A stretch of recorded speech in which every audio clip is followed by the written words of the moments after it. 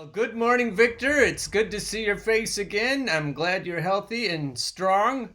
What are we talking about today? Yeah, so far so good.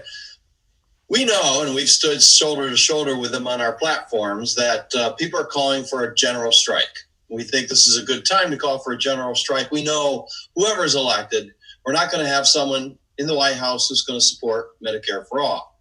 So we think a general strike is the way to go and make that demand. Problem is, whether it's Jimmy Dore or Kyle Kalinske, or to our knowledge so far, the Cooperation Jackson folks out of Jackson, Mississippi, aren't explaining how to organize a general strike. So we've had conversations, and you come up with some very good ideas on how to operate organized support at the local level. And what do I mean by support first?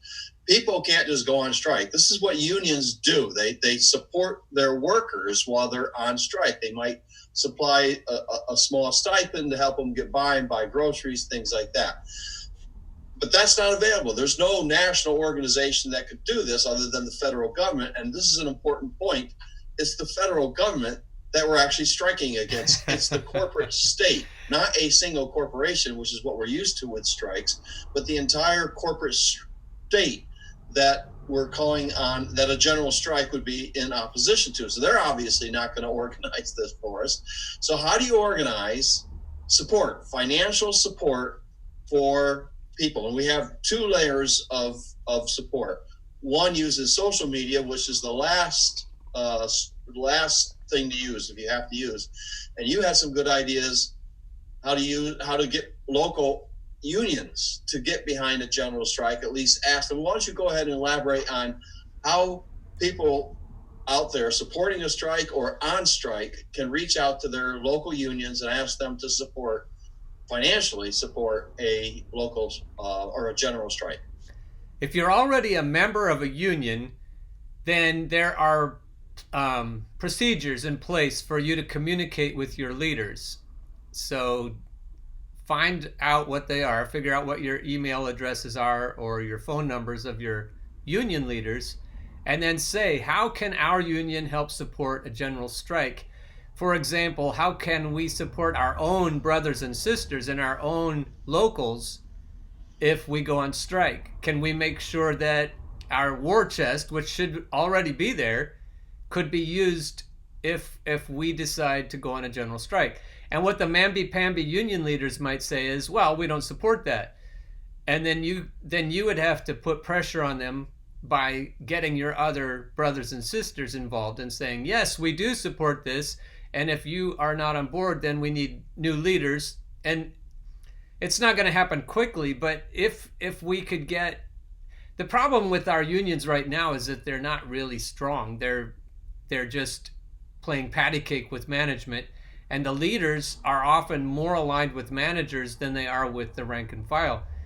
So I've been thinking about it since we first started talking about it yesterday. And I'm thinking maybe Wildcat combined with as many already formed unions would be the way to go. We almost have to wildcat our own leaders. We almost have to say, look, we've already...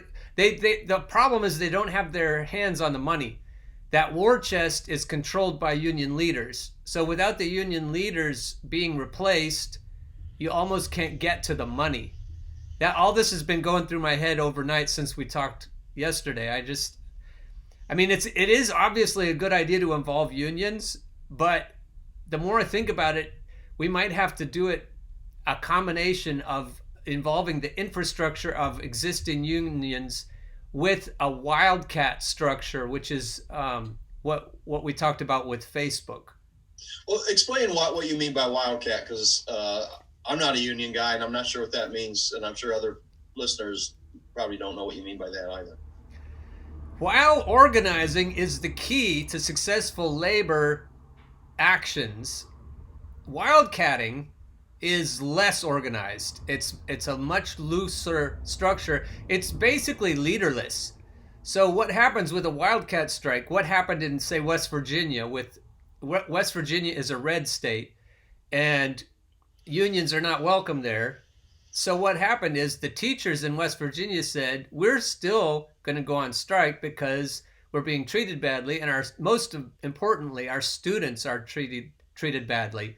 And so we need to go on strike, whether it's legal or not, to make sure that our students get what they need. And so, crumbling buildings, bad salaries, bad supplies, everything bad that you can imagine.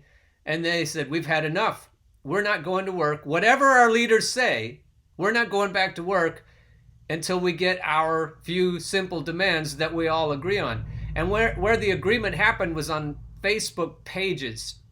In West Virginia, they had one main page where they would coordinate the strikes. They'd say, are we working today? No, we're not working today. Okay. And the union leaders had I mean, you didn't even need a union. The union is de facto. The union is just all the fed up teachers who all agree with each other. It looks a lot like what's going on in Brazil with the trucker strike.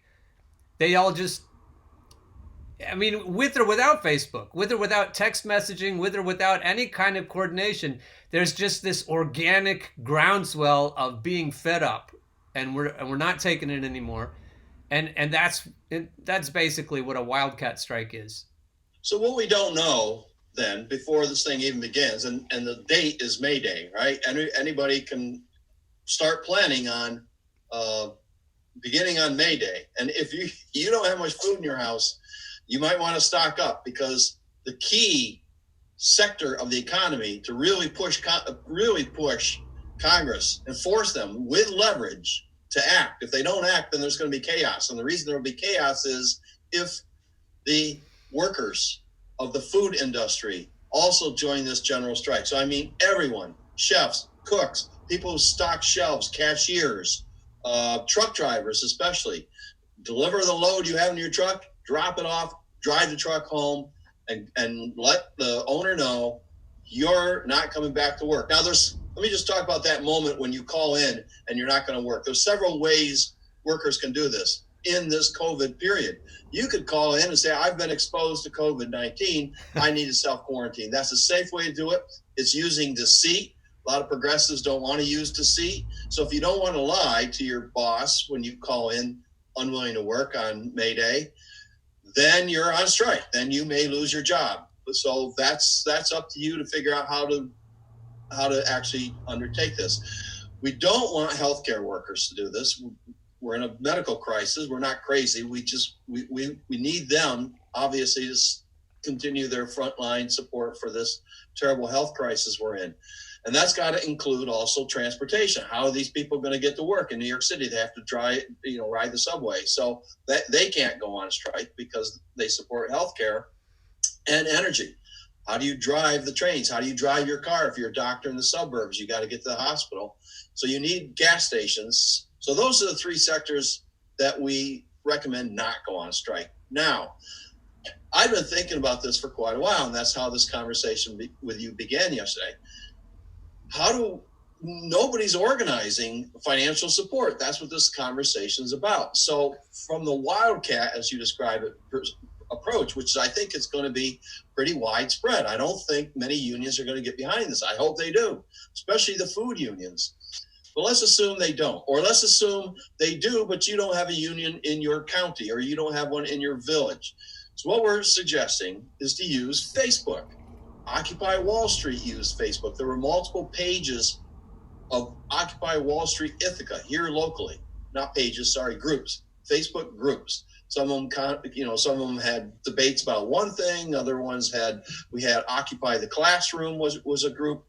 So we had Occupy Wall Street had different approaches toward using Facebook. And what our recommendation is to use Facebook's for several reasons, but one very specific set of Facebook's groups from all around the nation. If you're in a boundary, whether it's a community, a village, a town, a city, you can create a group, general strike support, and then the name of your town or city or village. Now, you might be in a city called Rochester, in which case you have to add your state. because there's a Rochester, Minnesota, and a Rochester, New York. So Springfield. you build this Facebook group. And so you're an administrator of a group now. You're not going to have much of a role other than keeping your eye on people complaining about possible fraud. And this is fraud and con men is what makes this proposal fraught. That's why getting the unions involved is a better idea, because they have experience at this, and presumably we can trust unions to distribute money that comes in, and I need to talk about where that's going to come from, to those on strike and in need. So you have a Facebook group, and basically the administrator does one thing. He creates an announcement about what this group is for, right? So all posts are people asking for money, strikers asking for money. So let's say you're a striker, but you just don't want to be on Facebook. Then you don't need the money. Let's say you're in the community and you don't like Facebook. You'd rather use Slack, or you'd rather use a website to do this exchange. Facebook becomes a road sign then, so that people can get on Facebook and try to find General Strike Support Danby, which is where I live. It's a town outside of Ithaca. Yeah. All right. And maybe because we prefer to use a website and have higher levels of vetting, or we just don't like, whatever reason, we don't want to use Facebook, then all we have is an announcement on that group pointing to the website, or pointing to Slack, or pointing to where people can get support, coupled with people making donations. Now, who's going to make donations? I, for one, don't need the money that the government just sent us. $1,200 per person. Most people are still working. I would assume most people don't need. They want that money. Sure, I want to keep that money too. I want to spend it on whatever.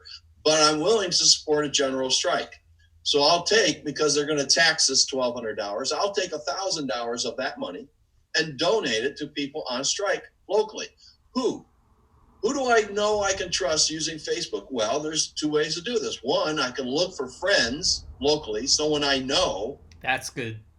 And that way I don't have to vet the person. I know the person. I know he works at a grocery store. I know he or she is on strike. And I invite them to this group, right? Because in any group that you belong to, you can invite people. So you invite people to the group. You encourage them. Hey, if you need money, just post it here. I need $200 to meet this medical, because I have a medical crisis, and they won't see me if I don't have the money up front, right? That's a need. That's a genuine need someone might need. So maybe someone donates $100 and they write that in the comment.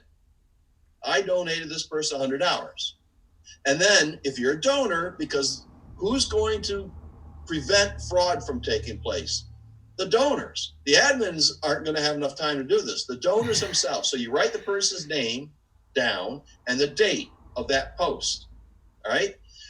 If you go back, you can search any group. You can search on the left-hand side. There's a search bar.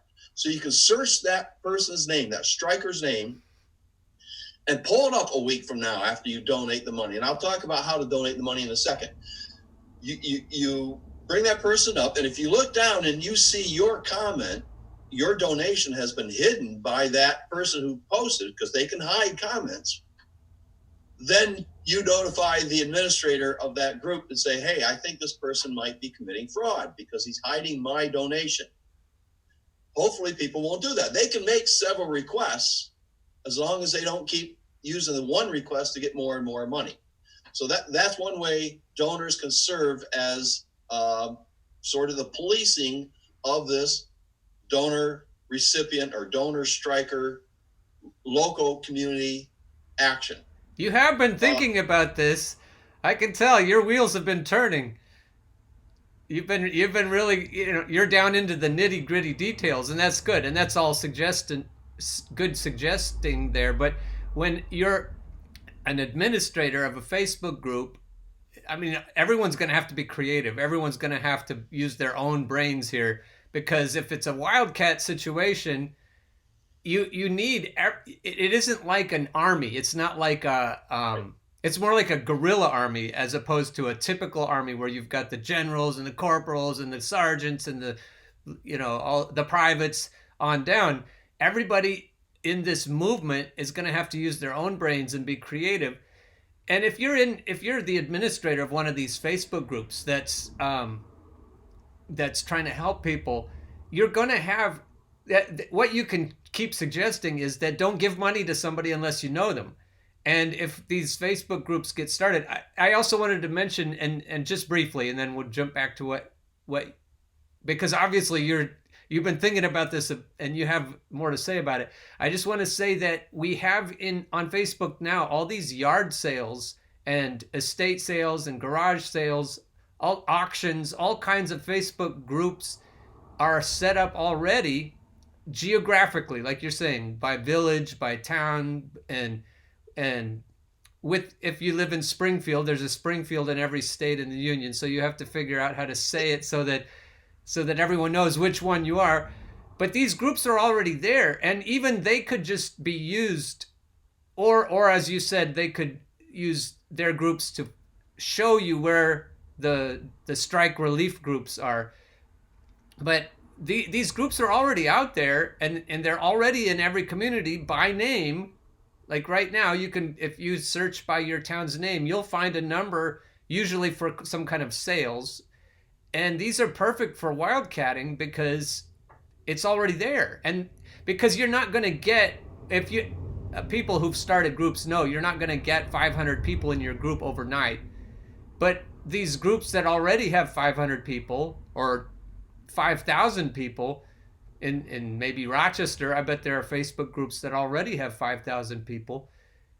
You could use their group, like you said, to tell people where the other groups are. But you could get, if we have to get this on the ground in 2 weeks, you could use the existing Facebook groups, to help people. You can. What's key is making it easy for people to find the local support group. You're not necessarily going to go to a yard sale group looking for support. So it's key for administrators, if you want to use an existing group. And another category of existing groups that could be converted for this purpose is those supporting a candidate who's dropped out or not in the race anymore, whether it's supporting Warren or supporting Harris or supporting Bernie, any candidate who's no longer in the running, that group can be converted. But it's key to convert the name of the group so that strikers can find you, right? You got to search General Strike Support and then the name of your town. And then if it's Springfield, the city or the state, Springfield, Illinois, Springfield, Mississippi, or whatever. So people have to be able to find these groups. So it's incumbent upon the administrator, if we're going to convert an existing group, to change the name of the group. They can always change it back. Hopefully this thing's only going to last 2, 3, 4 weeks. And then they can always change it back to whatever it was before. There aren't too many lawn sales for now, right? People aren't getting close together. So temporarily they could convert any group into a General Strike Support and then town and city, or city and state name. Yeah. So that's a distinct possibility. So one more point about who you donate to, because you suggested only donating to people but there might be strikers out there who, maybe they're just lonely. Maybe they're not lonely is not the right word. Maybe they're introverted. Maybe they're just loners, right? They just don't have a lot of friends. They don't know people, but they're on strike and they have needs. So what they can do, again, get on Facebook and reach out to people they know. Get friends, somebody who knows where they work and somebody who knows that they're on strike. Why? Yeah. Because donors, looking at somebody asking for a donation of $200 or for whatever, can click on that person's name on Facebook, go to their page, check out their page. That doesn't stop somebody from making a fake page and a fake address and a fake, job title and all that. But they can click on their friends. So if you're a striker and you're on Facebook, you better get some friends, reach out to friends, people who know you and can speak on your behalf. There you Again, go. the donors are going to have to do the vetting. Is this a legitimate request for strike help? And they're going to have to go to the person's page and click on their friends and ask their friends, hey, is Joe Blow work at Giant Food Market? Do you know if he's on strike? So That way, donors can take the time. Everyone's got time, right? There's plenty of time to do this sort of thing. So donors who want to use that money coming from the government, or maybe because there's candidates, a lot of people's candidates are no longer running for president, instead of donating the money that would have gone to a campaign, you can donate that money to support strikers. There's money out there to support a general strike. The problem is coordinating it. Right. And you're right, Ellen. The way to go is through a union, right? Because they have experience handling money, getting money from an account, whether it's from union dues or wherever, I assume that's where it comes from, to people, strikers who need money for whatever purpose. That's their thing. That's what they have experience at, and they can be relied upon if they're willing to join this general strike. Before I forget, at the community level. Before I forget, just quickly, let me insert that they also, besides union dues, they also have, like in a teachers union, they have older union members and younger who have young children. And so they also say, can you pledge $1,000? It won't leave your hands, but can you pledge $1,000 to someone who needs it if they need it? And so then they have this other, it's not even an account, it's just a spreadsheet that shows the donation, the pledges, the pledge donations, and then people can make the connections from that, or they can actually put the money in an account and then with the understanding that it's going to come back. So that gives you a lot of power. And also, while I'm here, this solidarity in our communities, if we have communities that reach out, the introverts as well, everybody has friends, everybody has people they know that can vouch for their character, that can vouch for their job and everything. This changes the fabric of our communities, because communities aren't the same now as they were in the 1950s. We don't have this connection to our neighbors and friends. We stay inside and watch TV and play on our cell phones. We don't know each other like we used to. And just encouraging people to, whether it's only on Facebook, instead of out on your front porch talking to people like in the good old days, but just connecting to each other, making sure that we're there for each other. This could change the entire fabric of our communities and make us more willing to help each other against a common enemy, which is neoliberalism. Or the corporate state. That's the phrase that Chris Hedges uses. And there's a lot of people who have come to the conclusion with the defeat of Bernie Sanders' campaign again, that electoral politics is just not the way to go. And that probably is the way it is right now. It's just not working because the media isn't, that's another point about this general strike. You're not going to hear people, this kind of conversation or this kind of interview on MSNBC or CNN. You're not going to get the kind of strike support information. They don't want to strike. They're willing to go along with the corporate state because they're part of the corporate state. So this is going to have to come from, media like Howl Underground and so forth. And hopefully we can use this conversation to reach out to people like who are calling for a general strike and share these kind of ideas so that we can build an understanding of how to organize a general strike. Everyone's talking about general strike. A lot of people are talking about general strike. Nobody's organizing it. That's what really bothered me. And I realized, wait, I'm an organizer. Yeah. How do we use social media to help build this financial solidarity around a general strike? And that's where all this came from. So I think we could just wrap this up with two recommendations to people watching. One, start reaching out to your local unions. I know locally we have 2 or 3 unions here. I can get on the phone, don't have to go door to door, don't have to go to their offices. I can actually reach out to them on the phone, ask if they're willing to support a general strike, and maybe you can elaborate.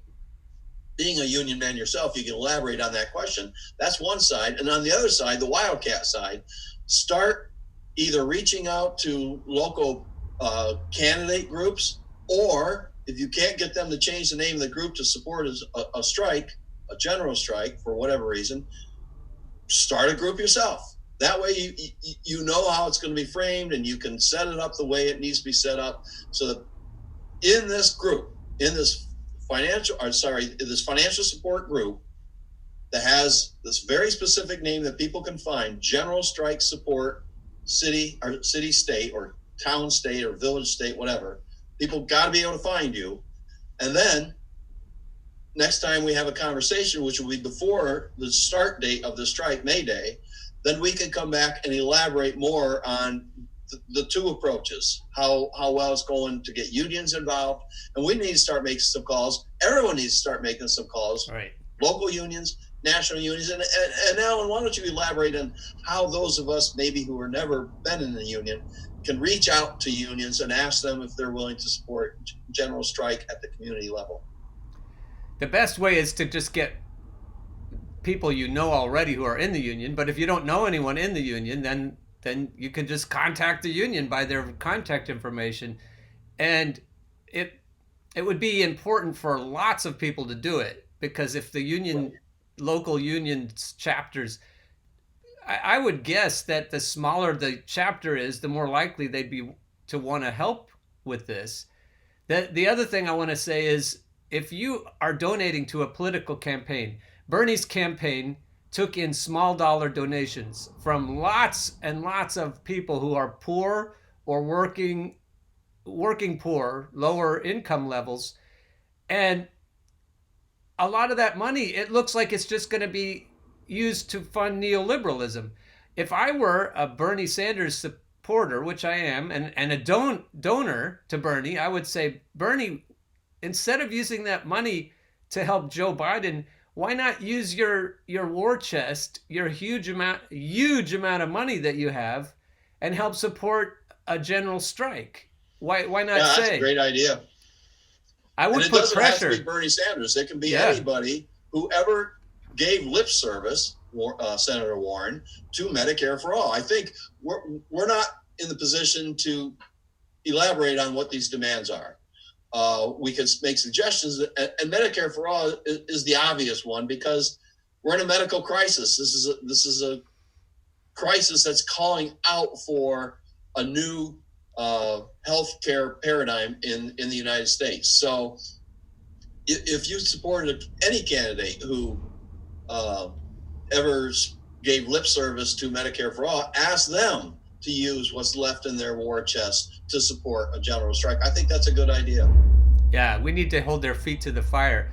And if you think about it, why does the corporate state not want Medicare for all? Probably the biggest reason, the most dangerous reason, is because if we all had Medicare for all, that would be, when you're trying to organize a strike, you're trying to talk to your fellow teachers saying, we need to go out on strike on this day, you need to be ready. The biggest thing they're afraid of is losing their health insurance. That's the biggest obstacle, especially for a young family with children. You're trying to say to them, well, you need to put your family's health on the line here and go on strike. And they're thinking about COBRA. They're thinking about all the, when you're severed from your job, getting health insurance. In our screwed up Obama world, you lose your job, you lose your health insurance. If we had Medicare for all that wasn't tied to our jobs, we would be a lot more potent and dangerous to the corporate state, which is why maybe that should be absolutely the first demand we make, because then we get even stronger going forward. And one strike isn't going to do it, and a short strike isn't going to do it. If you think about it, one Mayday strike, that's just getting the pump primed, because what we really need is a series of crippling strikes that don't end until we get everything we need. You don't want to just kind of halfway punch somebody. You got to punch them and keep punching them and go until they're not your enemy anymore. And that's what we need against the corporate state. That's what we need against the oligarchs. That's what we need against the people that FDR merely played patty cake with and left them in charge of everything. And that's why Ronald Reagan was allowed to rise up and screw us again. We need to make sure that we unscrew this permanently. And so one or two strikes isn't going to do it. We need, and so this structure that you're talking about developing and building, where communities are cohesive and they can help each other, that's a big, big threat to the corporate state. And if that's what comes out of this COVID crisis, I'm not saying that it's worth it because of all the millions of people that are already worldwide have been lost. But that if you're looking for a silver lining, that would be it. That our communities draw together and learn to help each other against the powers that are trying to keep us all down. I agree with all that. This this Mayday strike, first of all, it's not just on Mayday. I'm not sure what cooperation Jackson has in mind. It strikes me that, and they're not communicating with us yet, but once this is published, I will send them this conversation. Hopefully they can see the seriousness by which we're thinking through the necessary support that would be required to make a strike go more than one day. You're calling a one-day strike, it's symbolic. Yeah. But if it starts on May Day and continues until our demands are met, whether it's one or two or three demands, that is warm-up. That is a trial run. Yes, we're going to do this again. And it's got to be based on absolute necessities. What do we need besides healthcare? Well, at some point in the next year or two, according to the scientists, we're going to need to start the transformation from a fossil fuel energy sector to a post-fossil fuel energy sector. And that's probably going to be the nature of a strike, especially if Trump is reelected. But even if Biden's reelected, his platform is primarily lip service to climate change. So no matter who wins this election, we're going to have to do this again. President Biden probably is going to be run by his cabinet because he just doesn't understand what the hell's going on half the time. He can't complete a sentence without getting lost in mid-thought. But at any rate, he's going to have to be pushed. Whoever it is, they're part of this corporate state. Biden is a corporate tool. Trump is a corporation, Trump Incorporated. So you're right. This is going to have to continue again and again and again until we transform this corporate state into a democratic republic, and maybe even more democratic than a Republican kind of form of government. But certainly we have to, if we don't get control somehow of this corporate state and take matters into our own hand, and I think general strike is the way to go, especially, again, food workers. That's the leverage that will force Congress to act. If the food workers don't get involved with this, they can live with a rent strike. They can live with a mortgage payment strike. They can live with strikes. I mean, we are on strike in many other sectors. All teachers are on strike, but it's by necessity. So that's why it's important to bring in the food workers here, because they're necessary. They are essential. And when you pull that link out of this chain, then this house collapses unless Congress meets the demand. So let's have a conversation. Let's get to work building these pages, these groups, these Facebook groups, and reaching out to unions. And we'll have another conversation in a week or so before May Day so we can sort of evaluate and see how things are going. And hopefully we can get other people starting to talk about how do you organize a general strike. That's what strikes me as what's lacking is the ability or the willingness, the discussion. How do you organize a general strike? How do you offer financial support? And that's what hopefully this conversation will lead to. Let's hope. Thanks again. Talk to you in a week or so. Okay. See ya, Victor.